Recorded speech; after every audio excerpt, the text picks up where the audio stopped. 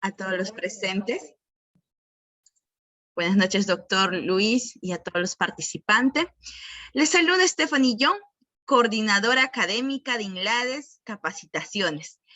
Hoy desarrollaremos la sexta sesión del diplomado a cargo del profesor Luis Sáenz Dávalos, cuyo tema es el proceso de habeas data. Actualmente, el doctor Luis es coordinador de la Comisión de Asuntos Especiales en el Gabinete de Asesores del Tribunal Constitucional. Bienvenido, doctor Luis. Buenas noches, estimada Stephanie. Agradezco nuevamente la convocatoria para estos conversatorios que tienen por objeto efectuar balances en torno de los mecanismos de defensa de la Constitución. Y como ya tuvimos oportunidad de poder verificarlo en una anterior ocasión, nos ocupamos específicamente del proceso constitucional de amparo. En esta ocasión, sin embargo, vamos a abordar otro de los mecanismos de defensa o de tutela directa de los derechos fundamentales, como sin lugar a dudas lo es el proceso de habeas data. Conviene, sin embargo, y antes de entrar en materia, puntualizar lo siguiente. La irrupción en el escenario, la aparición en el contexto jurídico constitucional del proceso de habeas data no estuvo, por cierto, exenta de ciertas polémicas. En principio, no solamente por el hecho de que se tratara de un proceso constitucional respecto del cual no existieran antecedentes en el ordenamiento jurídico constitucional peruano, sino básicamente porque se pensaba por algunos juristas de que era innecesario, ¿no?, su reconocimiento. Hay que recordar de que los procesos constitucionales, y en particular de los procesos de tutela de derechos, los más jóvenes, los más contemporáneos son tanto el habeas data como el proceso de cumplimiento, habida cuenta que recién nacen con la Constitución de 1993. Y como acabo de indicar, ahí se suscitó un interesante debate. ¿Por qué? Porque había quienes consideraban que existiendo el proceso constitucional de amparo como un mecanismo omnicomprensivo a través del cual se pudiera tutelar a la gran mayoría de derechos fundamentales con excepción de la libertad individual, era innecesario el reconocimiento de un nuevo instrumento o de un instrumento específico como sin duda lo era el habeas data, a lo que de alguna manera se sumaba el hecho, como acabo de indicar, de que no habían antecedentes, no había tradición sobre este proceso. Sin embargo, en la vereda contraria, sí hubieron defensores de este interesante instrumento procesal, en consideración algunos detalles sobre los que conviene detenerse algunos instantes. Como vamos a poder verificarlo inmediatamente, al proceso de habeas data se le encomendó, en términos generales, la tutela de determinados derechos fundamentales que en rigor aparecían como novedosos. Específicamente, y como lo vamos a ver luego, tanto se le encomendó la tutela del derecho de acceso a la información pública como la protección del derecho a la autodeterminación informativa. Y ocurría que estos derechos no tenían tampoco antecedentes en nuestro medio, eran derechos totalmente novedosos, pero por otra parte eran derechos que estaban dotados de una fisonomía, de una particularidad muy especial, asociada a los avances del mundo informático, ¿no? Del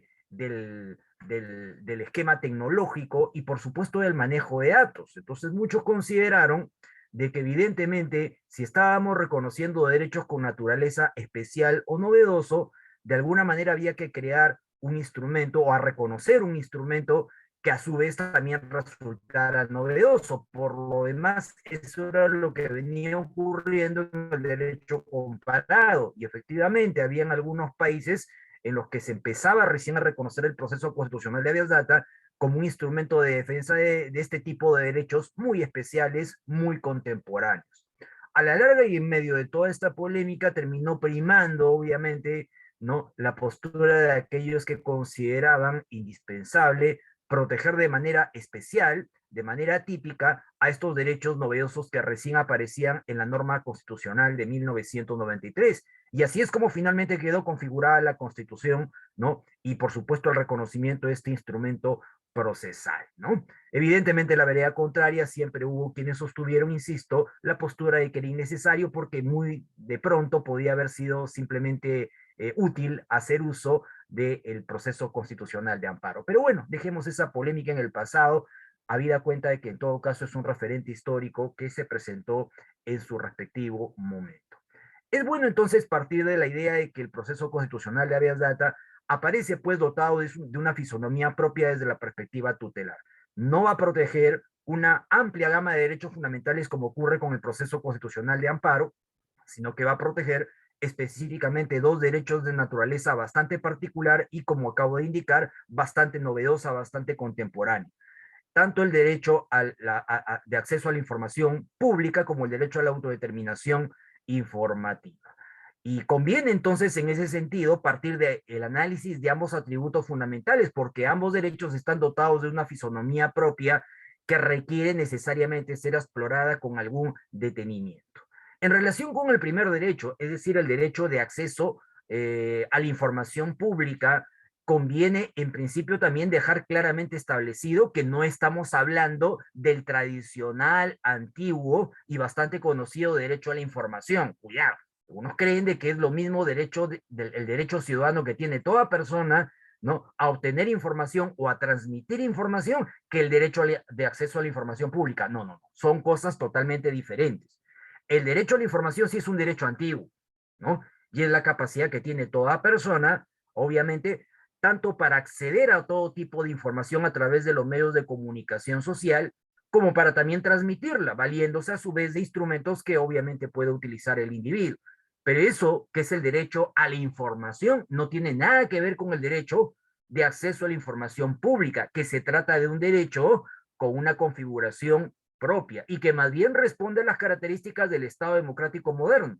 Porque aquellos que nos explican lo que representa el derecho de acceso a la información pública, lo que suelen decir es básicamente lo siguiente: se trata de un atributo que tiende a fortalecer, que tiende a consolidar el manejo democrático de un Estado en la medida en que hace viable, en que consolida la participación del individuo, de la persona, del ciudadano, ¿no?, frente al Estado. Muchos a veces piensan también por error de que la participación del ciudadano frente al Estado solamente es una participación política, ¿no?, traducida en el hecho de, obviamente, hacerse presente en procesos electorales. No, no, esa es una visión bastante reducida del tema.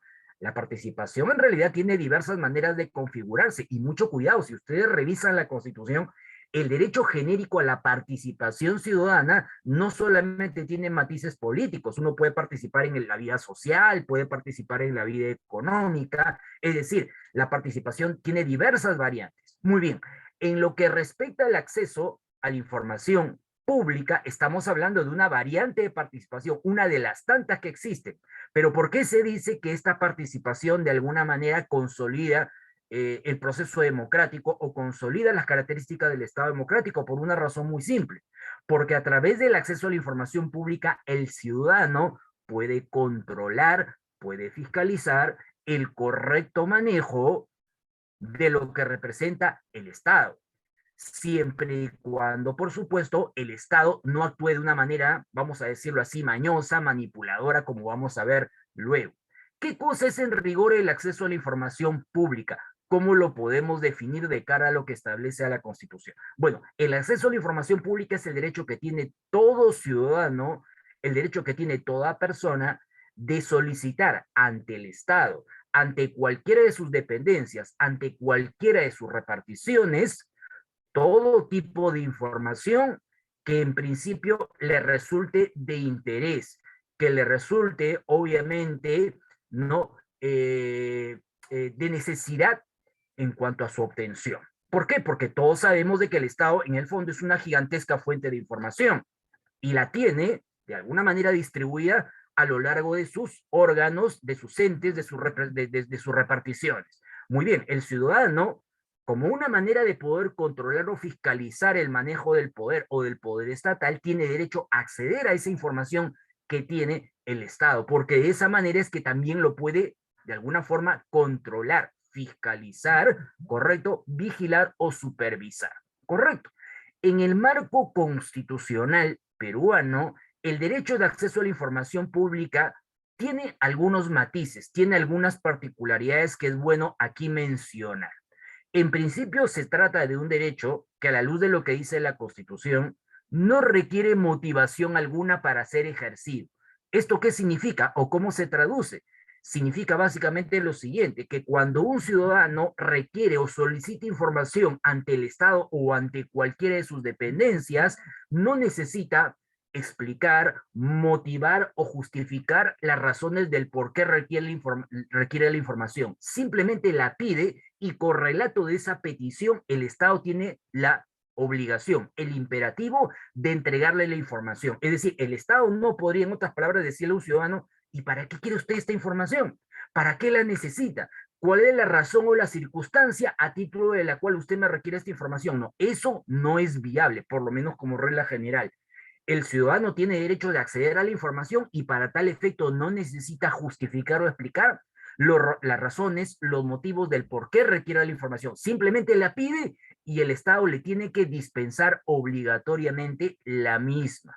Correcto. Allí donde nos encontremos en un supuesto en que el Estado le impone, ¿no? Le establece la obligación al ciudadano de motivar, evidentemente se produciría automáticamente una situación totalmente inconstitucional, porque lo que la Constitución establece, reitero, es de que el ejercicio del acceso a la información pública no requiere ningún tipo, ¿no es cierto?, de argumentación, de justificación a título del ejercicio de dicho derecho. Correcto, esa es la primera de sus características. A pesar, sin embargo, de que es un derecho que no requiere motivación, justificación, argumentación en pro de su ejercicio, sin embargo, la Constitución se impone una característica adicional que es muy especial y que se trata del autofinanciamiento por denominarlo de alguna manera. ¿Esto qué significa? Que la carga, correcto, del soporte en el cual va a ser brindada la información, sí tiene que ser costeada necesariamente, no, por el ciudadano, ya que este es el interesado. Cuando estamos hablando del soporte en el cual le va a ser brindada la información, ¿a qué nos estamos refiriendo? A los diversos mecanismos, a los diversos instrumentos a través de los cuales se va a poder traducir o visibilizar la información. Puede que el Estado de repente la información que posee la tenga que entregar o la deba entregar en un grupo de copias. Puede que de repente la tenga que entregar, qué sé yo, en una USB.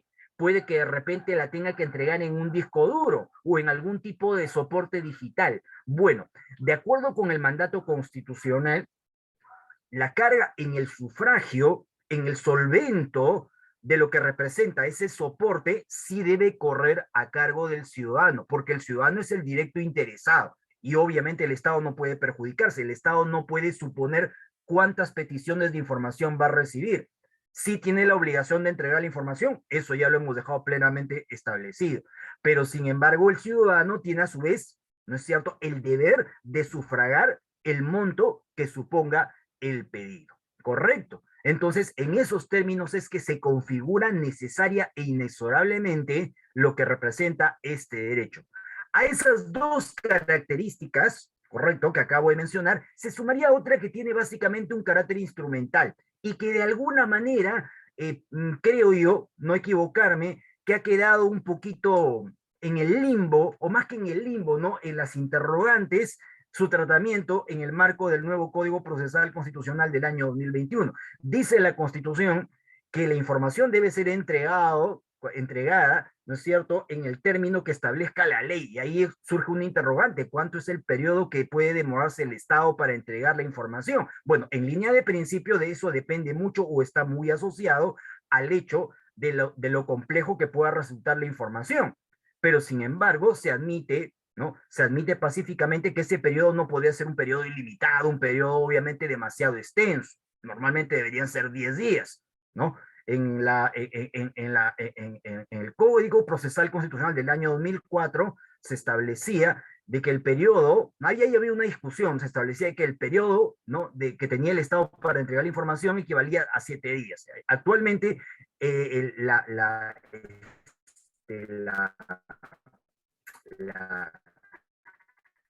el código de definición. Sin embargo, algunos por analogía vienen interpretando como que ese periodo se prolonga hasta por 10 días, que es lo mismo que dura el periodo también de ratificación en temas de autodeterminación informativa, como más adelante lo vamos a estudiar. Pero si contrastamos, ¿no?, la ley que regula este derecho fundamental, que es el acceso a la información pública, y que como lo vamos a estudiar es la ley 27.806 o ley de transparencia y acceso a la información pública, parece ser de que el consenso es de que normalmente el periodo máximo que puede demorarse el Estado en entregar la información debería ser concretamente 10 días. ¿Correcto? Bueno, esas son las características básicas que, de acuerdo a lo que establece la Constitución, se establecen en relación con el acceso a la información pública.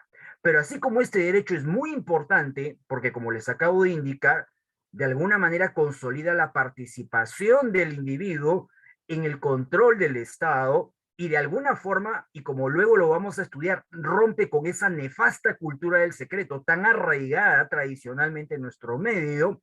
Sin embargo, tampoco hay que entenderlo por si acaso como un derecho de características ilimitadas, como un derecho de características absolutas. Es bueno recordar acá un tema de teoría general de los derechos fundamentales. En realidad no hay derechos absolutos. Como ustedes bien lo saben, todos los derechos pueden relativizarse, siempre y cuando la relativización o la restricción que puedan sufrir sea una restricción o relativización de base razonable. Algo similar es aplicable también al acceso a la información pública. Se trata de un derecho no absoluto. ¿Eso qué significa? Que puede aceptar bajo ciertas circunstancias o bajo ciertas hipótesis ser objeto de restricciones, con lo cual conviene también hacer referencia o estudiar, así sea de manera elemental, a qué tipo de restricciones nos estamos refiriendo. Y ahí la Constitución nos proporciona algunos referentes que son muy interesantes a tomar en cuenta. ¿Esto qué significa? Que de acuerdo con la norma fundamental, se han establecido 3 límites o 3 formas de restricción del derecho de acceso a la información pública. Se trata de un derecho importante, sí, pero un derecho que a su vez puede ser limitado expresamente por mandato constitucional. De esas 3 limitaciones a las que acabo de hacer referencia y que las reconoce la propia norma fundamental, 2 de ellas tienen carácter taxativo, y lo vamos a ver inmediatamente, mientras que una tercera de esas limitaciones tiene más bien lo que podríamos denominar un alcance, vamos a decir, indeterminado, desde cierta perspectiva, naturalmente. ¿Correcto? ¿Cuáles son las limitaciones de carácter taxativo? A ver, hablemos un poquito de esto. De acuerdo con la Constitución, y muy a pesar de que toda persona tenga derecho de acceder a la información que posee el Estado en cualquiera de sus reparticiones o dependencias, sin embargo, la persona, el individuo, el ciudadano, no podrá imponerle al Estado la entrega de información cuando esta información de alguna manera perjudique, de alguna manera, ¿no? Se oponga a un derecho fundamental que es muy importante y que conviene siempre mencionar y nunca olvidar, que es concretamente la intimidad personal. Efectivamente, de acuerdo con el mandato constitucional, no será entregada aquella información que de alguna manera afecte la intimidad personal. La pregunta que tendríamos que hacernos al respecto básicamente es la siguiente: ¿y por qué la Constitución ha establecido este tipo de limitación? O preguntarnos si este tipo de restricción tiene base razonable, y al respecto debemos decir lo siguiente. La Constitución considera de que si bien es importante el acceso a la información pública, no puede utilizarse como un instrumento de debilitamiento o de cercenación de la intimidad personal, porque la intimidad personal también es un derecho fundamental, también es un bien jurídico esencial, y este también de alguna manera requiere observancia o tutela. Por consiguiente, si la información que se solicita por parte del ciudadano interesado perjudicara la intimidad, entonces inevitablemente el Estado sí podrá oponerse a la entrega de la respectiva información. ¿Puede darse este caso? Por supuesto que puede darse caso, este supuesto, porque así como el Estado posee abundante información, hay que reconocer que alguna parte de esa información podría estar vinculado con temas de intimidad. A ver, pongamos un supuesto, tal vez uno de los más frecuentes. Si hablamos de un hospital público, Estamos hablando de que el mismo posee una serie de datos, una serie de informaciones vinculadas a los pacientes. Si, por ejemplo, un ciudadano, por más interesado que puede estar, empieza a pedir información relativa al estado de salud o al tratamiento que reciben los pacientes, por más público que sea el hospital, evidentemente este tipo de información no podrá ser entregada. ¿Y por qué no podrá ser entregada? Porque se estaría perjudicando pues la intimidad personal. En otras palabras, no se trata simplemente de que el ciudadano esté dotado de la facultad de pedir lo que quiera, sino que también debe ser a su vez respetuoso de los derechos de los demás, de los derechos del resto. No nos olvidemos que en el Estado constitucional de derecho, ¿no? Donde concluye un derecho, empieza el otro. Yo no puedo utilizar un derecho para desconocer otro derecho fundamental. Por consiguiente, si bien tengo legitimidad para hacer uso de los pedidos de acceso a la información pública, eso no significa que los utilice para irme contra, obviamente, los derechos de los demás. En ese sentido, hace bien la Constitución en oponer como un razonable límite o como una razonable restricción el tema de la intimidad personal. Hay que recordar, por lo demás, que esto no significa que la intimidad sea un membrete al cual pueda apelar el Estado como un pretexto mañoso, como un pretexto indeterminado con la finalidad de decir no te entrego la información, porque desde mi punto de vista se refiere a temas de intimidad. No, obviamente también ahí tiene que haber un dato objetivo. En otras palabras, el Estado no podría decir, o cualquiera de sus dependencias no podría decir, ¿sabes? No te tengo esta información porque tiene que ver con la intimidad, pero a renglón seguido yo me percato de que lo que estoy pidiendo nada tiene que ver con un tema de intimidad. Sin embargo, el Estado me está diciendo de que supuestamente se afectaría la intimidad, lo que exige necesariamente limitar el concepto de intimidad. No nos olvidemos que la intimidad es un derecho muy importante, sí, pero no es tampoco un derecho ilimitado. Es un derecho que se encuentra referido al contexto de vida de toda persona, pero a su vez vinculado a determinados ámbitos o a determinadas facetas, ¿no es cierto? Su vida conyugal, su vida familiar, su vida sexual, correcto, su estado de salud. Esos son los temas vinculados a la intimidad. Eso no significa pues que todos los temas que tienen que ver con los datos de una persona tengan que ver con la intimidad. Por lo tanto, cuando el Estado opone como contraargumento en la no entrega de la información el tema de la intimidad, tiene que haber una base objetiva que demuestre o que evidencie que efectivamente por medio de un tema de intimidad, porque la intimidad tampoco es un concepto genérico, ¿no? O tampoco es un pretexto, ¿no? Absoluto y absolutista con el cual el Estado se pueda refugiar y decir, esto equivalente a intimidad y por lo tanto no lo entrego. No, tiene que referirse inevitablemente a temas de intimidad.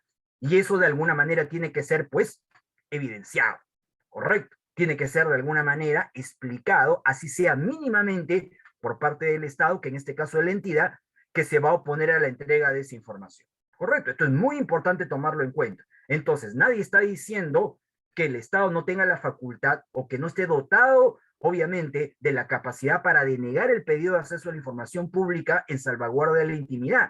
Pero evidentemente, el dato que va a utilizar para efectos de poder argumentar que se trata de un tema de intimidad, tiene que tener un mínimo de elemento objetivo. No se trata simplemente de utilizarlo como un membrete, ¿no es cierto?, con el cual se antoja todo como una suerte de pretexto absoluto o indeterminado. Correcto. Bueno, un segundo ámbito que suele ser utilizado también como mecanismo de oposición o, si lo prefieren, de restricción o limitación del derecho de acceso a la información pública, lo constituyen aquellas informaciones que de alguna manera, o aquellos pedidos de información que de alguna manera trastoquen, que de alguna manera, ¿no es cierto?, colisionen con temas relativos a la seguridad o defensa nacional. De acuerdo con el mandato constitucional, tampoco será entregada por parte del Estado aquella información que pueda poner en peligro, que pueda poner en entredicho temas de seguridad o defensa nacional. Ahora, la pregunta es, ¿por qué esto es así? Por una razón muy simple, porque así como existe el derecho de acceso a la información pública, también existe el bien jurídico de relevancia llamado seguridad o defensa nacional, y eso es muy importante para el Estado, es muy importante para la integridad o seguridad de la nación. Si evidentemente un ciudadano estuviera pues cosechando todo tipo de solicitudes, ¿no? O estuviera promoviendo todo tipo de pedidos para conocer exactamente el manejo de los temas relativos a la seguridad nacional, obviamente pues el mismo Estado correría serios riesgos. Entonces, también el Estado podría oponer un razonamiento típico vinculado a la seguridad o defensa nacional como elemento de razonamiento o de oposición para la entrega de la información, ¿correcto? No podemos solicitar, en otras palabras, o no podemos formular pedidos que de alguna manera perjudiquen a este otro bien jurídico de relevancia. Lo que sí es pertinente mencionar, de manera similar a como lo hemos hecho con el tema de la intimidad, es que cuando el Estado se apoya, se justifica en la no entrega de la información, en un razonamiento propio de preservación acerca de asuntos vinculados a la seguridad o defensa nacional, tiene que, reitero, aportar datos objetivos. No puede utilizar esto como una suerte de caja de sastre. A veces en la práctica se han dado casos de lo más curiosos, casos que han llegado inclusive a conocimiento del Tribunal Constitucional, donde el Estado de una manera mañosa, manipuladora, hay que decirlo porque los casos así lo evidencian, ha utilizado el membrete de seguridad o defensa nacional para oponerse a la entrega de esa información. Es lo que ocurrió hace muchos años atrás, por ejemplo, en uno de los primeros casos de habeas data de los que conoció nuestra jurisprudencia peruana, donde una asociación de cesantes de la Fuerza Armada estaban solicitando, ¿no?, al Ministerio de Defensa una serie de datos vinculados a la manera como se cuantificaba el tema de las pensiones, de los pagos en materia pensionaria para el personal cesante de la Fuerza Armada. ¿Y qué ocurrió? Que esa solicitud que estaba haciendo esta asociación de que se les entregue datos vinculados a la manera como se cuantificaba el tema de las pensiones fue denegada por parte del Ministerio de Defensa, alegándose una respuesta muy curiosa: no te entrego este tipo de información porque con esto afecto la seguridad o defensa nacional. Entonces uno se pregunta, ¿qué tiene que ver un tema pensionario con la defensa o seguridad nacional? ¿En qué manera se perjudica la integridad del Estado, la seguridad de la nación, porque entregamos un dato vinculado a la manera como se cuantifican las pensiones para los servidores del ejército? No tiene nada que ver. ¿Qué estaba ocurriendo? Que el Estado, mañosamente, ¿no?, de una manera manipuladora, estaba tratando de utilizar el membrete o el argumento seguridad o defensa nacional para, obviamente, evitar entregar cierta información, ¿no?, como tenía que suceder frente al reclamo que se hizo por parte de esta asociación, que terminó judicializándose, que terminó originando la interposición de un habeas data. La demanda finalmente fue declarada fundada por parte del Tribunal Constitucional, como no podía ser de otra manera. Dijo en su momento el Tribunal Constitucional que el argumento utilizado por el Ministerio de Defensa en el sentido de que los datos relativos a la manera como se cuantificaba el sistema pensionario nada tenían que ver, ¿correcto?, no tenía ningún tipo de vínculo con asuntos vinculados a la seguridad o defensa nacional. Entonces, cuidado, tampoco se trata de que el Estado se refugie en membretes, que utilice discursos manipuladores y nos diga, no te entrego esta información porque supuestamente trastoca tales o cuales bienes jurídicos. O sea,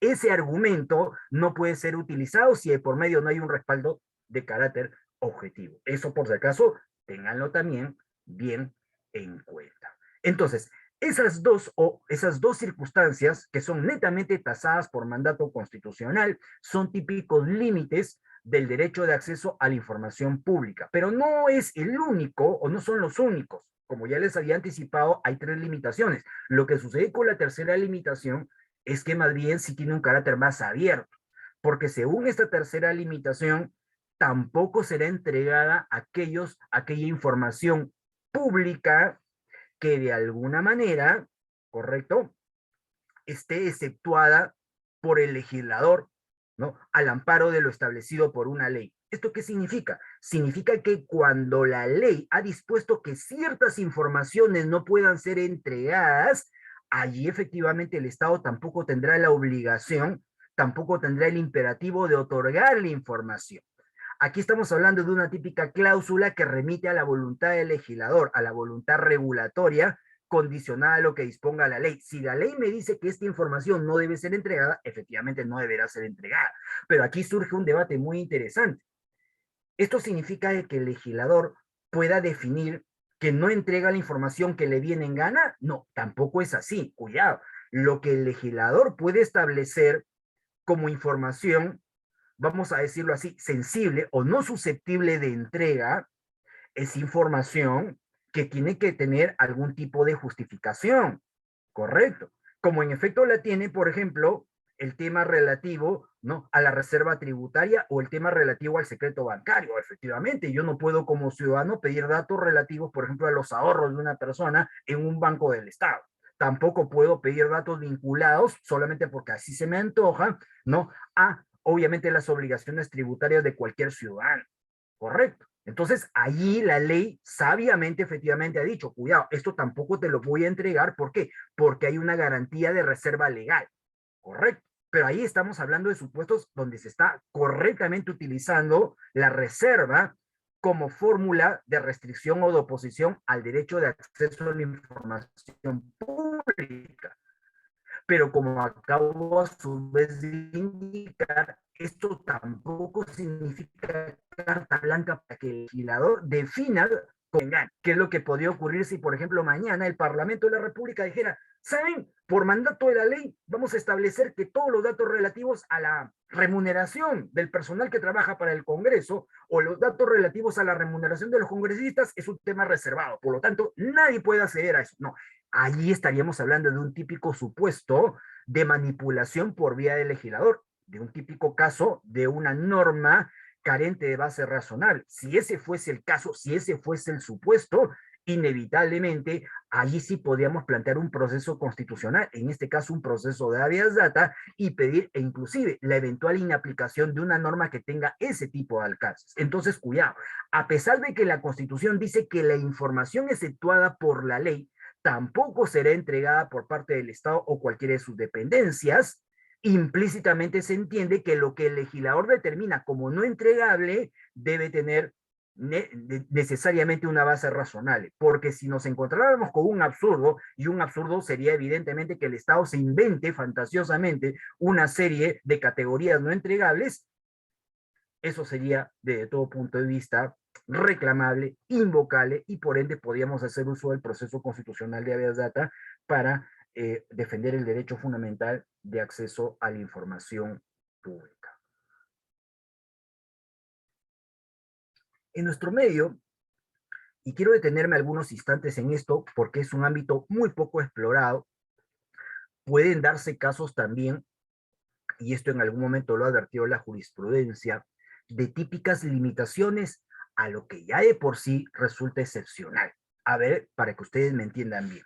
Hemos dicho de que el derecho de acceso a la información pública no es un derecho absoluto, que se le oponen o que son típicas formas de restricción razonable el tema de la intimidad, el tema, por ejemplo, de la seguridad o defensa nacional, o el tema de los supuestos contemplados por la ley. La pregunta que tendríamos que hacernos es la siguiente: ¿y qué sucede si nos encontramos ante un típico supuesto de conflicto entre derechos, entre intereses o bienes jurídicos de relevancia? ¿Qué sucedería si, por ejemplo, a pesar de que soy consciente que, como ciudadano, que la información que estoy pidiendo afecta la intimidad, existiría a su vez un bien jurídico de peso que relativizaría a su vez a la intimidad, es decir, una excepción a la propia excepción?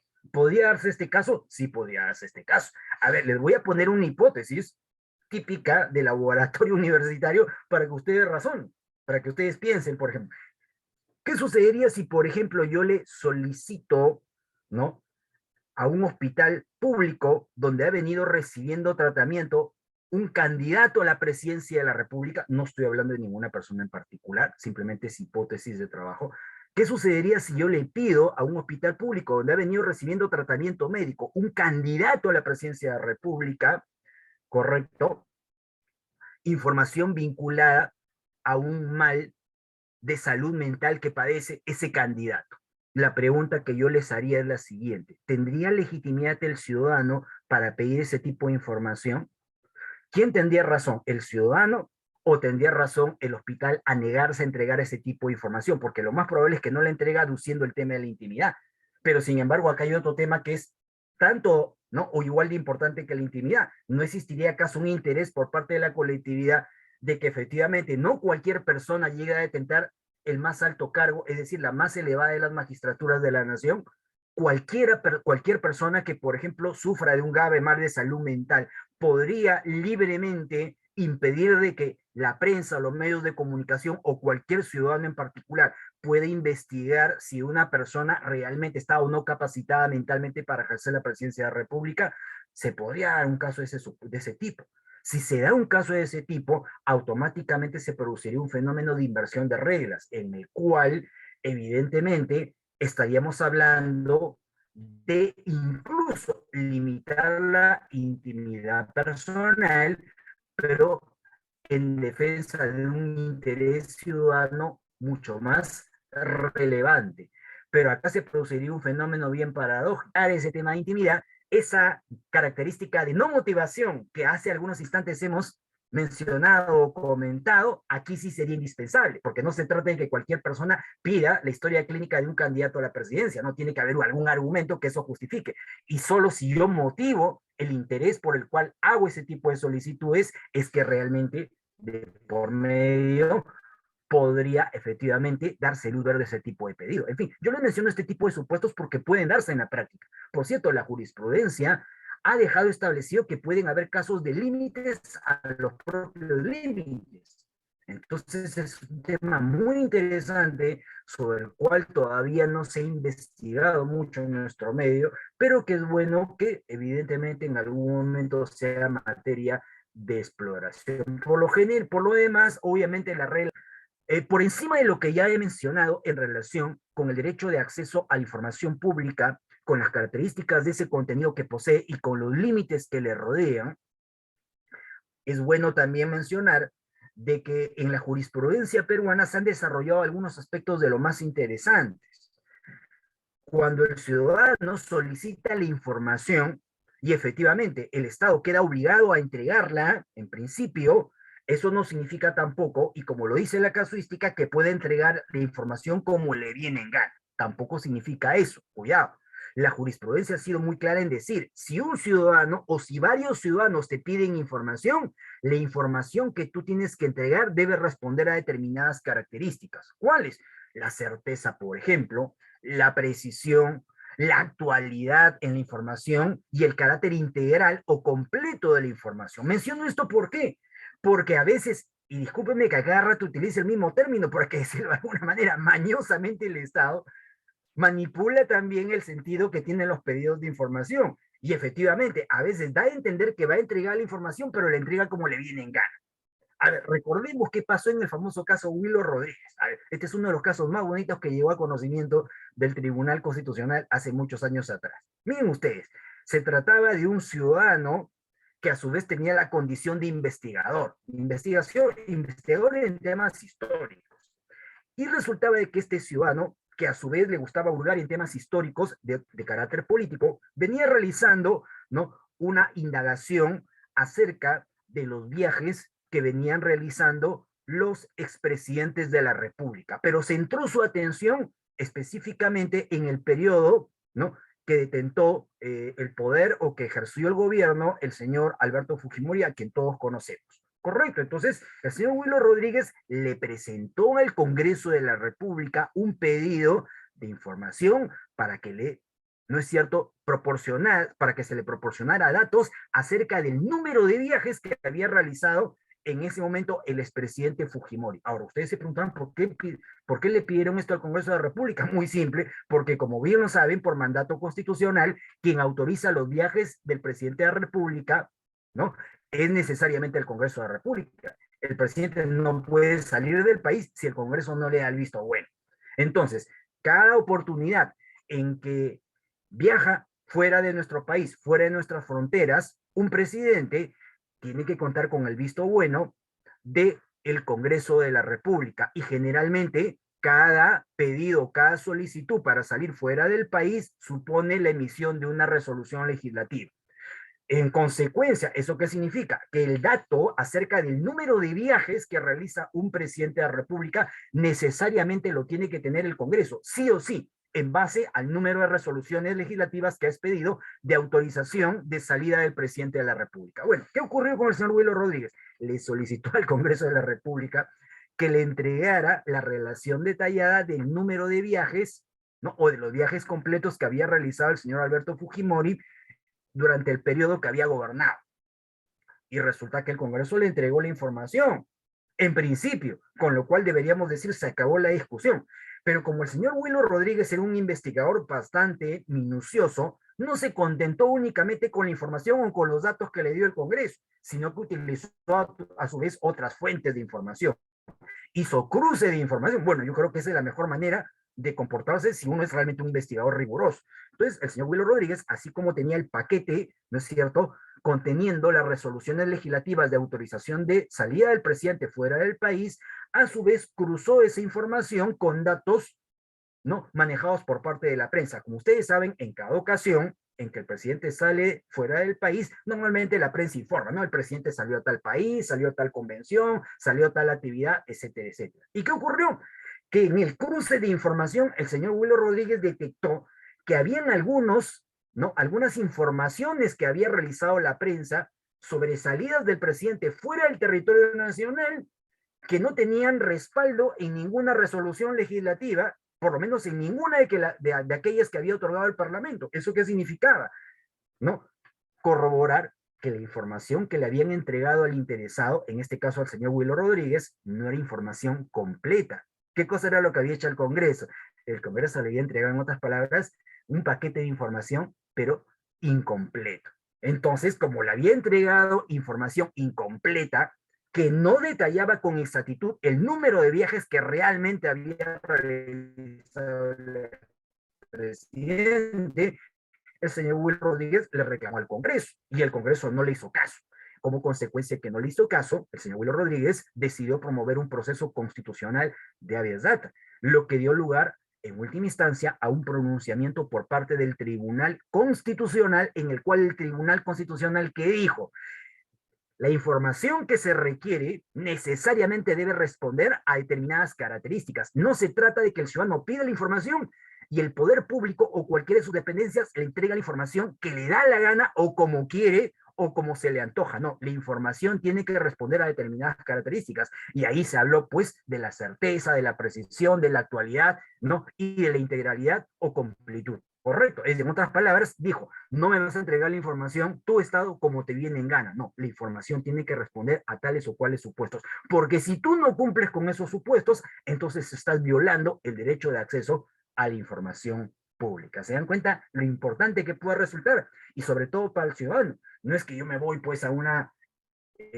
mesa de parte de una municipalidad, de un ministerio, pido datos y el ministerio o el burócrata me entrega lo que le viene en gana o lo que tiene ahí al alcance de la mano. No, señores, está asumiendo una responsabilidad. La información me la entregas y me la entregas como te la pido, no como a ti se te viene en gana. Eso es muy importante que por si acaso ustedes lo tomen en consideración. Correcto. Esto en relación con el derecho de acceso a la información pública, sobre el cual evidentemente un poquito más adelante vamos a volver, pero ahora desde la perspectiva procesal. Bueno, ese es uno de los derechos que protege el habeas data. ¿Cuál es el otro derecho que protege el proceso constitucional de habeas data? El proceso constitucional de habeas data también protege el derecho a la autodeterminación informativa, que es otro de los derechos contemporáneos, tremendamente importante, y este todavía, ¿no?, poco explorado, ¿no es cierto?, en materia doctrinaria en nuestro medio.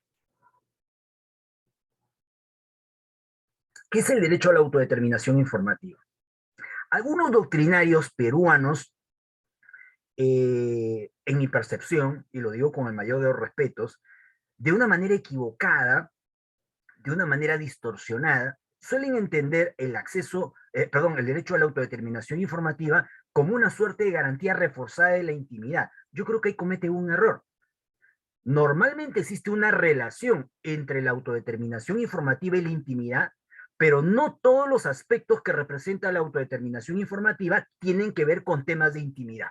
A ver, distingamos. Ya hemos dicho que la intimidad involucra los aspectos propios de la vida familiar, sexual, afectiva, ¿no?, o de salud que tiene toda persona. Correcto. Y no estamos diciendo que la autodeterminación informativa eventualmente no tenga un vínculo con eso. Lo tiene en muchos casos, pero no siempre. Pueden haber casos en que la autodeterminación informativa tenga relación únicamente con datos de tipo personal, pero no con datos de tipo íntimo. Con lo cual se hace indispensable, para ordenar bien nuestras ideas, hacer una suerte de definición de qué cosa debemos entender por derecho a la autodeterminación informativa. A ver, vayamos directamente al grano. El derecho a la autodeterminación informativa es el atributo que tiene toda persona, cualquiera de nosotros, para disponer de los datos que nos pertenecen. ¿Esto qué significa? Que se parte de la idea de que todos nosotros, cualquier individuo, cualquier ciudadano, cualquier persona, es por naturaleza una fuente generadora de datos. Y lo es mucho más en el contexto de una sociedad como la moderna, tan informatizada, tan asociada al manejo, ¿no es cierto?, de la tecnología.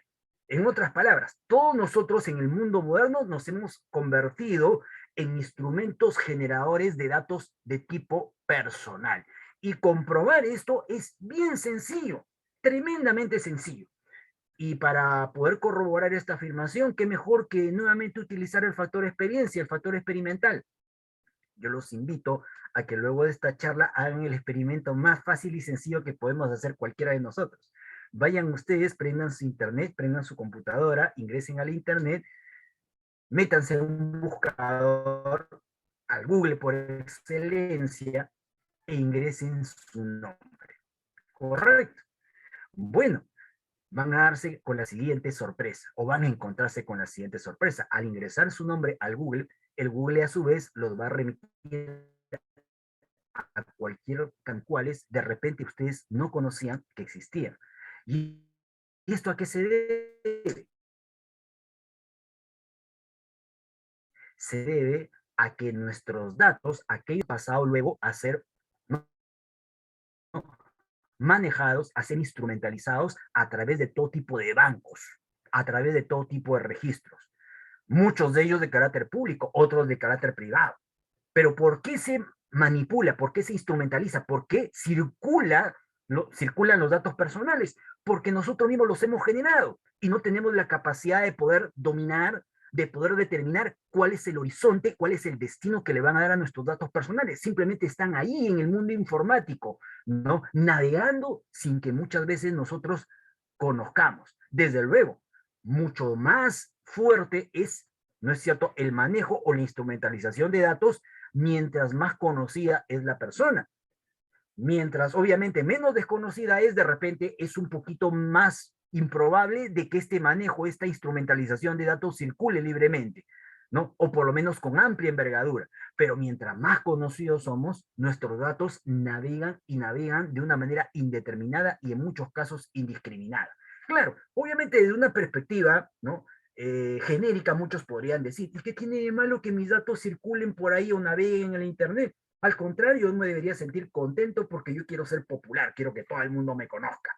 Correcto, podrían decir algunos por ahí, sobre todo los jóvenes cuando quieren, pues obviamente hacer vida social.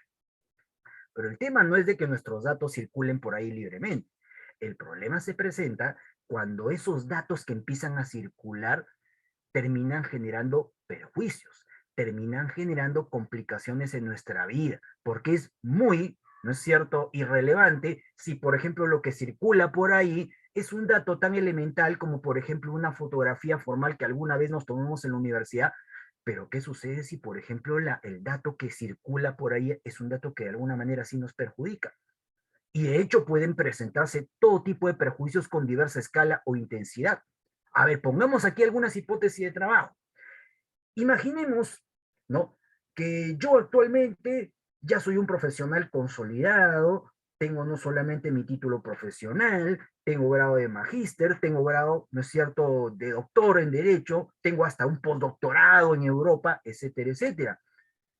Pero ¿qué ocurre? Que cuando ingreso al Internet me encuentro con que mi currículum vitae solamente figura, ¿no es cierto?, un registro de datos que solamente menciona que soy bachiller en Derecho o solamente titulado. Bueno, evidentemente el dato no es completo o el dato está desactualizado.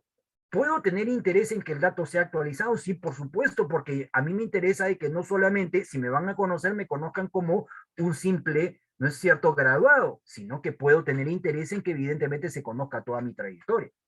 ¿Qué sucede si, por ejemplo, en la Internet figura, no es cierto, un banco de datos donde aparece, qué sé yo, como que estoy casado? Porque efectivamente en algún momento de mi vida estuve casado. Pero ocurre que ya hace 3 o 4 años, afortunadamente me divorcié, para meter un poquito de tema, vamos a decirlo así, jocoso al asunto. Ya me divorcié, ya no tengo ningún tipo de vínculo, pero sin embargo aparece que sigo siendo casado, lo que de alguna manera puede en algún momento ser contrastado por una persona con la que actualmente yo sí quiero tener un vínculo. Podría suceder de repente. Actualmente, como ya estoy totalmente divorciado, puedo estar saliendo con una agraciada señorita con la que me interesa consolidar una relación, pero sin embargo, no es cierto, en los datos que circulan en Internet aparece como casado. ¿Cómo voy a quedar yo? Como un reverendo mentiroso. Entonces ya estamos viendo cómo puede ser intensificado el tema del perjuicio. ¿Qué sucede si, por ejemplo, como ocurre con muchos de los jóvenes de hoy, tengo mi red social, tipo Facebook? Correcto, ustedes saben de que cuando uno abre su red social, cuando uno habla su Facebook, ¿no? Esta red le permite pues establecer una serie de niveles para los efectos de que obviamente ustedes interactúen frente a su entorno de tipo social, ¿no? El Facebook les permite, por ejemplo, que si ustedes quieren, le dé un carácter público, cualquiera puede entrar ahí y por lo tanto ver todas sus publicaciones, pero también les permite que ustedes digan, no, un momentito, acá no ingresa cualquiera, solamente ingresan las personas que yo lo autorizo, aquellos que me mandan una solicitud de amistad y yo, por supuesto, los acepto como amigos. O más radicalmente aún, puede ser de que a mí no me interese tener ningún tipo de relación de amistad, solamente mi Facebook lo he abierto para mi familia y nada más que para mi familia. Y por lo tanto, ahí he colgado mis fotografías, las fotografías solamente de tipo familiar, algunas muy personales. ¿Qué sucede si, por ejemplo, un día navegando en Internet me encuentro con que aparece reproducida una fotografía que no he autorizado que sea difundida? ¿No se está perjudicando acaso un dato de tipo personal? Se está perjudicando, pues, y se está perjudicando. ¿Por qué? Porque el manejo indiscriminado de los datos de tipo personal puede tener incidencias, en algunos casos positivos, pero en otros casos negativos. Por supuesto que si las incidencias son positivas, nadie va a reclamar. Van a reclamar cuando las incidencias son negativas, cuando las incidencias generan algún perjuicio, y de hecho lo pueden generar en muchos ámbitos. ¿Qué sucede si, por ejemplo, en determinada época de mi vida tuve enormes problemas económicos, adquirí una serie de deudas con mis obligaciones de tipo económico frente a los bancos, me inscribieron en una central de riesgo? Efectivamente, ¿no? Estuve como un deudor moroso, pero con mucho esfuerzo me puse al día. Finalmente, al ponerme al día, ya superé mi estado, ¿no? ¿no? De deudor. Pero sin embargo, ya pasó esa situación hace 2 o 3 años y sigo abriendo la internet y sigue apareciendo como si fuera un deudor moroso. ¿No es acaso es un perjuicio, ¿no?, de mi imagen frente a los demás? Por supuesto que lo es, en el plano crediticio, en el plano, por supuesto, de las obligaciones de tipo económico y en el propio plano personal. Entonces, el manejo indiscriminado de datos de una persona o de varias personas puede tener efectos que resulten negativos. Allí donde tienen efectos de tipo negativo es donde precisamente aparece en el escenario el derecho a la autodeterminación informativa. ¿Por qué? Porque el derecho a la autodeterminación informativa, como volveré a reiterar, es el derecho que tenemos todos a disponer de nuestros propios datos. Por consiguiente, y acá viene lo interesante, si yo soy la fuente de los datos, si yo soy el generador de los datos, tengo todo el derecho a que esos datos que me pertenecen tengan un adecuado, ¿no es cierto?, una adecuada finalidad, una adecuada utilización. De allí que puedo solicitar que los datos sean actualizados, que los datos sean completados, que los datos sean eliminados, que los datos sean encriptados, es decir, que solamente un grupo de personas los pueda ver. ¿Y por qué puedo hacer eso? Porque yo soy pues la fuente de los datos, yo los he generado, ¿correcto? Los datos nacieron de mí y por consiguiente, si yo soy el dueño de los datos, tengo todo el derecho a disponer de esos datos. En eso consiste la autodeterminación informativa, ¿correcto? En que mis datos no sean instrumentalizados en mi perjuicio, ¿correcto? Y es aquí donde viene a colación lo que les decía hace algunos instantes. Puede que alguno de esos datos de tipo personal estén vinculados a temas de intimidad, pero no siempre. Puede ser de que no se trate de un tema vinculado a la intimidad, pero sí un tema netamente personal, esencialmente personal, pero igual, en la medida en que yo lo he generado, tengo todo el derecho a que ese dato sea correctamente utilizado. Y si obviamente la entidad que maneja el dato, si la entidad que le ha dado registro al dato lo instrumentaliza en mi perjuicio, correcto, con o sin intención, evidentemente tengo todo el derecho a que el dato sea bien utilizado, que al dato sea modificado o variado, o inclusive que el dato con el principio de veracidad. Entonces la lógica de la autodeterminación informativa es esa. Todos tenemos derecho a disponer de los datos que nos pertenecen, porque nosotros los generamos, porque nosotros fuimos la fuente de origen de esos datos. Correcto. En nuestro medio, el derecho de autodeterminación específicamente de la ley 29.733, que es la ley de protección de datos personales. La Constitución, por si acaso, a diferencia de lo que ocurre con el acceso a la información pública respecto de la autodeterminación informativa, no habla de límites. El hecho de que la Constitución hable de ciertos derechos, en este caso de la autodeterminación informativa, y no precise límites, no debe ser interpretado bajo ningún concepto como que los límites no existan. Sí, los límites pueden y deben existir. Cuando la Constitución reconoce un derecho, pero guarda silencio sobre una hipotética limitación, no hay que pensar de que por eso se trata de un derecho absoluto. En realidad, todo derecho acepta pacíficamente limitaciones. En el caso de la ley a la que he hecho referencia, la 29.733, contiene algunos límites muy interesantes que seguramente en su momento valdrá la pena estudiar o mencionar. Pero de suyo hay que tener bien en cuenta que la autodeterminación informativa también es un derecho tremendamente importante y que está directamente asociado, directamente vinculado al poder informático de la sociedad moderna, de ese mundo tecnológico que lamentablemente no puede manejar o no puede tener en sus manos de una manera, digámoslo así, consolidada el ciudadano común y corriente.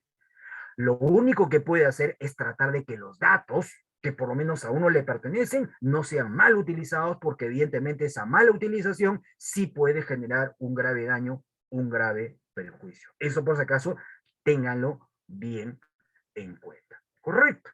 Bueno, en el marco del Código Procesal Constitucional, cuando uno le solicita a la fuente que posee los datos o que ha registrado los datos de tipo personal, que sean modificados, cambiados, revocados, actualizados, etcétera, etcétera, el nuevo Código Procesal Constitucional establece un periodo de 10 días.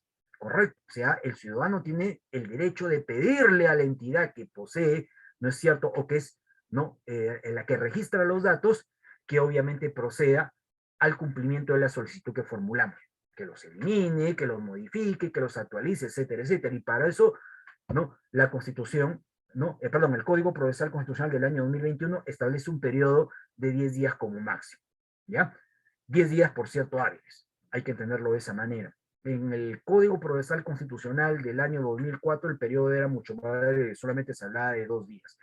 No tenemos muy claro por qué el legislador, ¿no?, del 2021 decidió ampliar los plazos. Pero bueno, entendemos que está dentro de la discrecionalidad de la que goza el legislador peruano y por lo tanto decidieron extender el plazo. Pero igualito, si evidentemente le solicitamos a la entidad que registra los datos de tipo personal que los innove, que los cambie, que los revoque, etcétera, etcétera, y no lo hace, entonces allí sí tenemos la potencialidad de acudir al proceso constitucional de habeas data, que es el proceso del que tanto venimos hablando o anticipando. ¿Correcto?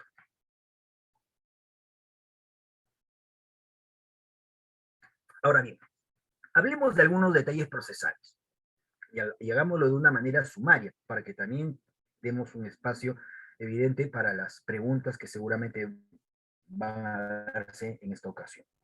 Cuando nos tocó estudiar o hablar acerca del proceso de amparo constitucional, hicimos referencia a la famosa tipología, ¿no es cierto? A las famosas variantes de amparo, a las modalidades de amparo, que a su vez permitían entender cuáles eran los roles, los propósitos que cumplía ese interesante proceso constitucional. Igualito existe con el habeas corpus. Existe también una tipología, variables de habeas corpus. En el ámbito del habeas corpus se habla del habeas corpus reparador, del habeas corpus instructivo, del habeas corpus preventivo, del habeas corpus innovativo, etcétera, etcétera, etcétera. En el caso del amparo, como lo estudiamos en la sesión pasada, existe un amparo reparador, un amparo por omisión, un amparo preventivo, un amparo innovativo, un amparo excepcional, un amparo contra normas, un amparo contra resoluciones judiciales, etcétera, etcétera. Es decir, en el ámbito, en el mundo de la jurisprudencia, una manera de poder entender los roles que tiene un proceso constitucional es utilizando las famosas tipologías. De esa manera se ordena, se esquematiza, obviamente, la fisonomía intuitiva que adquiere cada mecanismo de defensa de la Constitución. Eso, ¿no?, es también propio del habeas data. En otras palabras, el habeas data no se exceptúa de que la jurisprudencia le haya efectuado una tipología. Se trata de una tipología que en el caso peruano no ha sido ampliamente desarrollada o ampliamente difundida, pero no por ello deja de existir. En el caso del derecho peruano, también se habla de tipos o de variantes de proceso constitucional de habeas data. Y en ese sentido, la jurisprudencia, la casuística peruana, ha distinguido entre el denominado habeas data impuro del habeas data puro. Claro, este término puede parecer un poco raro, ¿no? Un poco teológico, pero esos son los nombres que se suelen utilizar en el plano de nuestra casuística. ¿Qué cosa es el habeas data impuro? Para que ustedes lo entiendan y ya lo conozcan de aquí en adelante. El habeas data de carácter impuro, así con ese nombre, correcto, que no tiene nada que ver con el pecado. Ya, el habeas data impuro es aquel que suele ser utilizado como instrumento de tutela, de protección o de preservación del derecho de acceso a la información pública, en los términos que ya han sido explicados anteriormente. ¿Eso qué significa? Que si por alguna razón se vulnera, se desconoce el acceso a la información pública en todo o en parte o en alguno de sus componentes, yo tengo toda la posibilidad de acceder a la habeas data en la modalidad típicamente impura, en el buen sentido del término. Correcto. Entonces, en cada ocasión que a ustedes les pregunten, ¿a través de qué variante de habeas data se protege el acceso a la información pública? A través del llamado habeas data impuro. Por contraposición a ello, el denominado habeas data puro es aquel que tiene por objeto, es aquel que tiene por propósito, correcto, tutelar el denominado derecho de autodeterminación informativa, el último derecho del que hemos hecho comentario, correcto. Si yo lo que quiero es que mi atributo denominado autodeterminación informativa sea protegido, correcto, no sea objeto de transgresiones o de vulneraciones, voy a utilizar el denominado habeas data puro, es decir, la modalidad de habeas data en el más prístino sentido de la palabra. A su vez, el habeas data puro tiene dos formas de distinguirse. Dentro del habeas data puro podemos distinguir, por un lado, el llamado habeas data de cognición, conocido también como habeas data de acceso, del habeas data manipulador. Ese es el nombre que se utiliza. Es decir, hay dos modalidades de habeas data puro. El habeas data de cognición o de acceso y el habeas data manipulador. ¿Qué cosa es el habeas data de cognición o de acceso? Es aquella modalidad de habeas data puro que permite al interesado, correcto, al que quiere que se defienda su autodeterminación informativa, acceder a los bancos de datos con el propósito de determinar quién es el autor o el generador de la fuente de datos y con qué propósitos es que ha creado la misma. En otras palabras, con el habeas data, ¿no?, puro, de carácter cognitivo o de cognición si lo prefieren, yo voy a averiguar quién ha creado el registro en el que se encuentran almacenados mis datos y con qué finalidad, con qué propósito, con qué objetivo. Porque a veces ocurre eso, que yo quiero, mi interés es saber quién ha creado ese banco donde están almacenados mis datos personales. Es lo que, por ejemplo, le puede ocurrir a un artista, ¿no? O a una persona de notoriedad pública. De repente tiene su Facebook, tiene su cuenta personal, pero de repente por ahí se entera porque algún amigo le cuenta de que hay varios Facebook que también tienen su nombre y donde también hay fotografías, se almacenan parte de sus datos personales. Bueno, esa persona tiene todo el derecho de decir, bueno, ya no hay ningún problema, a mí me conocen, soy una persona de notoriedad pública, pero por lo menos quiero saber quién creó esta cuenta, dónde están mis datos personales, dónde están mis fotografías. Entonces, ¿qué cosa es lo que voy a hacer? Voy a solicitar el acceso a la cuenta. Y si evidentemente no me lo permiten, voy a utilizar el habeas data, correcto, cognitivo, para saber, por lo menos, quién lo creó y con qué finalidad o propósito. Y entonces ahí se me explicará, bueno, señor, fíjese, usted lo creó Perico de los Palotes y lo creó porque usted era una persona de notoriedad pública, un conocido artista, y por lo tanto, como lo admira, decidieron crear esta cuenta. Además, este tipo de fotos que han almacenado en esta cuenta, correcto, circulan ampliamente en Internet. Asunto acabado. Ahí es donde se va a utilizar la modalidad conocida como habeas data de cognición o de acceso. La otra modalidad es el habeas data manipulador y es el que más interesa, es el que reviste, porque ese es el que se encuentra directamente asociado a los perjuicios. Si yo, por ejemplo, lo que quiero es que los datos que circulan, ¿no?, en el mundo informático, sean cambiados, transformados, rectificados, actualizados, eliminados, encriptados, lo voy a solicitar ¿a quién? A la fuente que posee o almacene esos datos.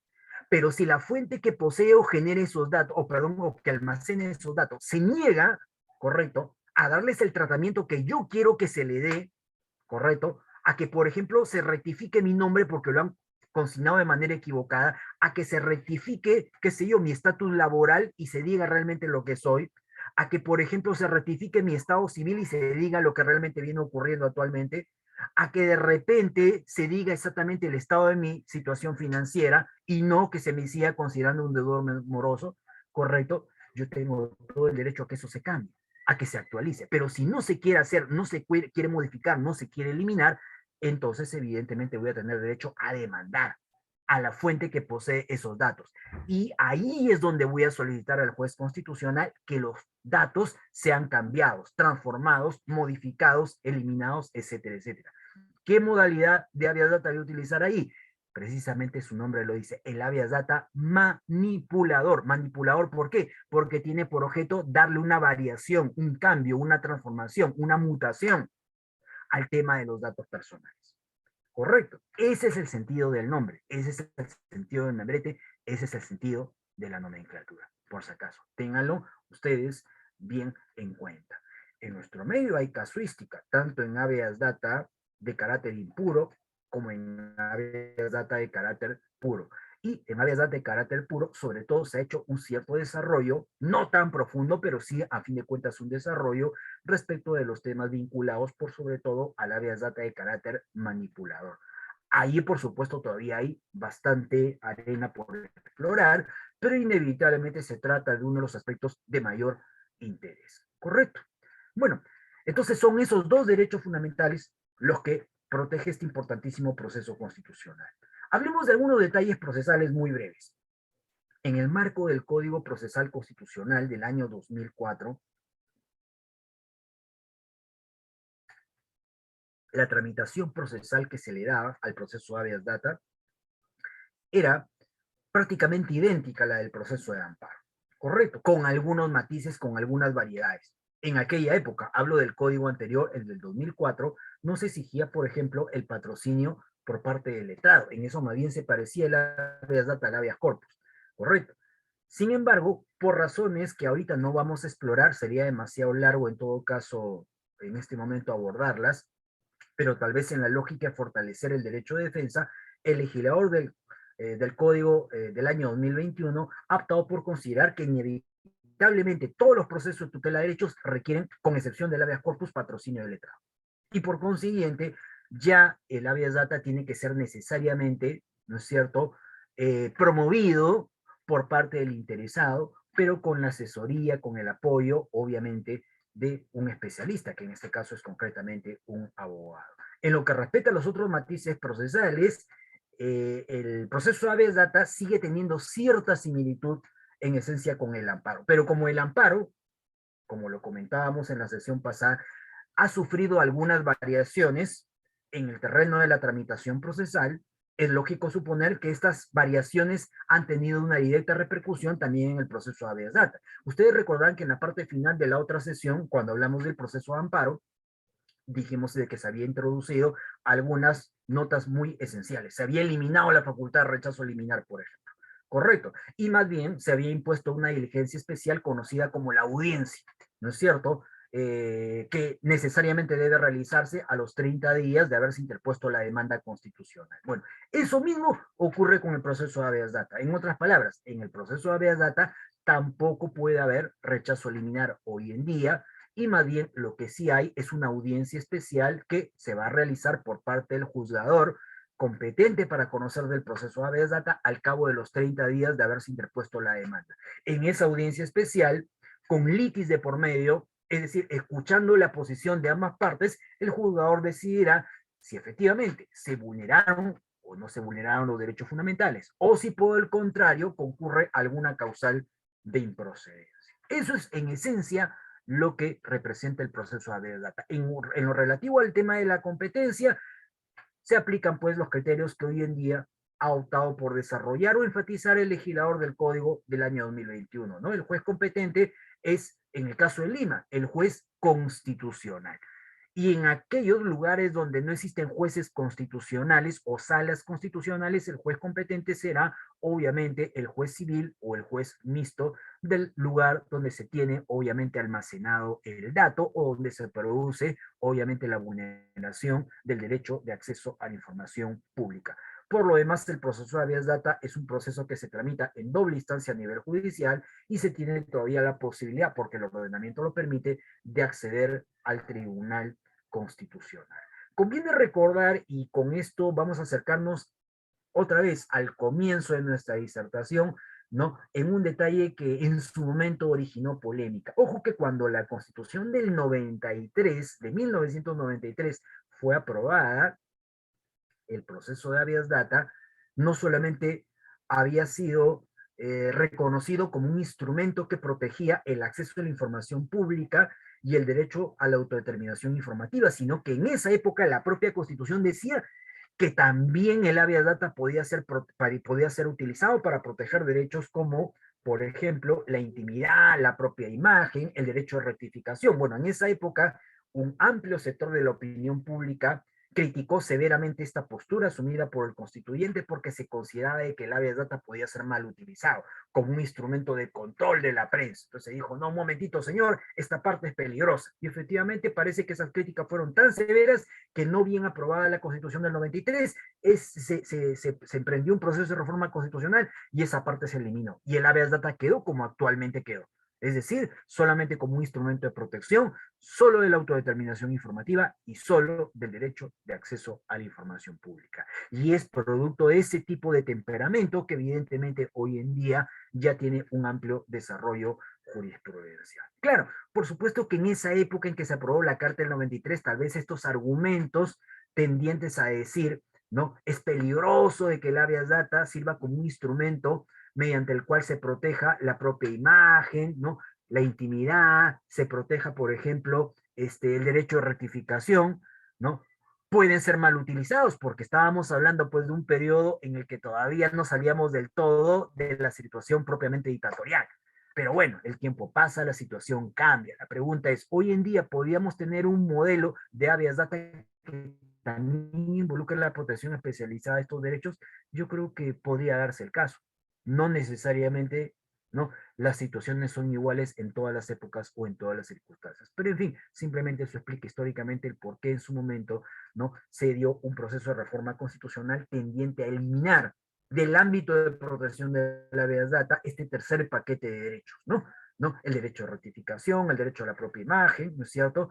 El derecho a la información, etcétera, etcétera, etcétera. Correcto. Ahora, eso no significa que estos derechos queden carentes de protección, no, sí pueden ser protegidos, pero su mecanismo de protección es a través del amparo constitucional, como ha venido ocurriendo en el curso de todos estos años. En fin, esto era lo que quería decirles en esencia, y espero que obviamente hayan comprendido la naturaleza de este importantísimo proceso o mecanismo de defensa de la Constitución. Quiero reservar estos breves minutos que me quedan para resolver sus inquietudes, porque de hecho hay algunas cosas que ya en el tintero.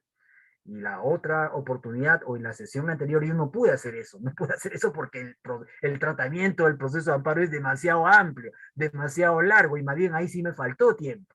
Correcto. Pero en esta ocasión, como el proceso es un poco más breve, más concreto, o los derechos son directamente más tasados, entonces ahora sí me puedo dar el lujo, obviamente, de hacer una explicación mucho más detallada y poder absorber todas las inquietudes que tengan a bien formularme con relación a este importantísimo proceso constitucional. Bueno, además es decirles de que el proceso de habeas data, ¿no?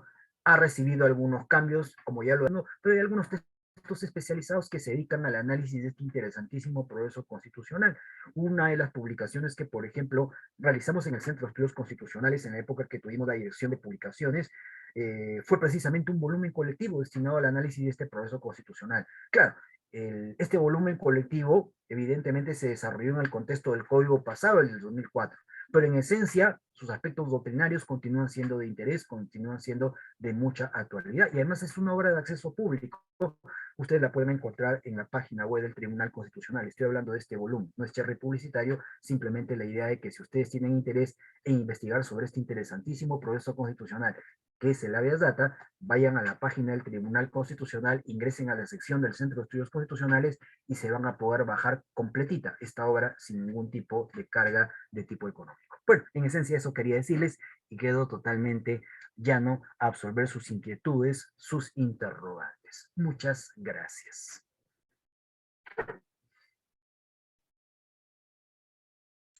Muchas gracias, doctor.